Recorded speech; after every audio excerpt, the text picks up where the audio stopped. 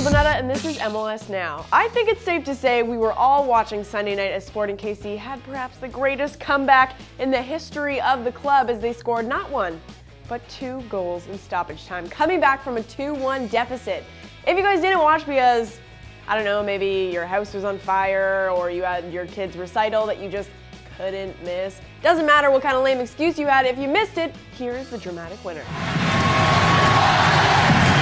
Tailhopper on the ground, Beasley's flick, and it's in!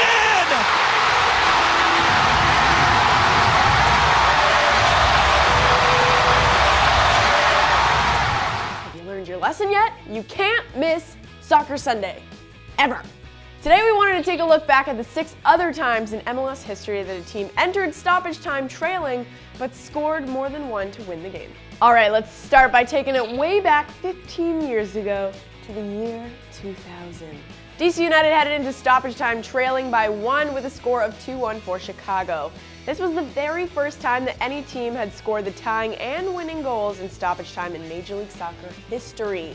DC.UNITED's Jaime Moreno started the chaos by tying things up in the 92nd minute.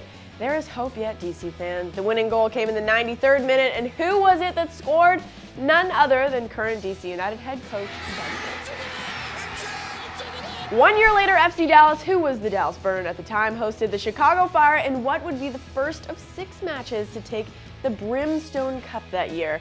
Dallas was down heading into stoppage time, but you know how this show's going so far, right? Yep, it was time for Chicago to get burned. Oh. First, Dallas tied it thanks to a scorching free kick by Jason Kreis. Then, in the 93rd minute, Ariel Graziani buried the game winner. Another stoppage time beauty back in 2007 by Kansas City Wizards Scott Seeley. Heading into the 90th minute, Columbus Crew was up with a score of 2-1. In the 93rd minute, Eddie Johnson capitalized on this beautiful PK after being fouled by Kerry Zavagnin. 1 minute later, in the 94th minute, Johnson shot it over to Seeley, who went on to score the game winner by sending a header into the back of the Crew's net, taking the match from a tie game to a 3-2 win. Chicago had quite the comeback back in 2011 against DC.UNITED. It was a scoreless game up until the 90th minute when a penalty kick by DC's Dwayne De Rosario put the boys on the board and gave all the DC fans a huge sigh of relief.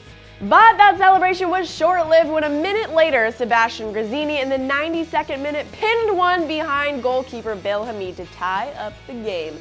Then it was on. Diego Chavez didn't waste any time after that. Just 2 minutes later, he snuck past Hamid as well, bringing the final score up to 2-1 for Chicago.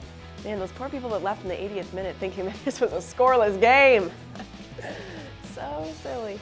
Here's one from out west in the California Clasico showdown between San Jose and LA Galaxy in 2013. This game headed into the 90th minute, 2-1 for the Galaxy, and by the time the whistle blew, the final score was 3-2 for San Jose.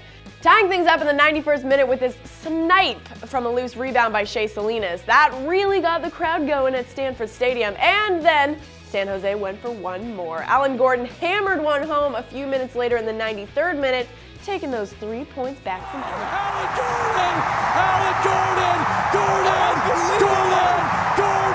For this last one, we are taking it back to 2003. New England faced DC.UNITED in an absolute classic.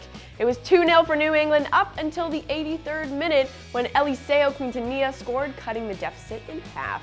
His goal sparked what may be the most incredible comeback in league history. DC ended up scoring 3 more goals, all in stoppage time. A Quintanilla PK in the 91st minute tied things up. In the 93rd minute, Dima Kovalenko drove one into the back of the net after an assist from Aleko Eskandarian. And, for good measure, Eskandarian thought he'd seal the deal, scoring DC's 4th and final goal, settling on a win of 4-2. Talk about the comeback kids. Are they called that? They should be.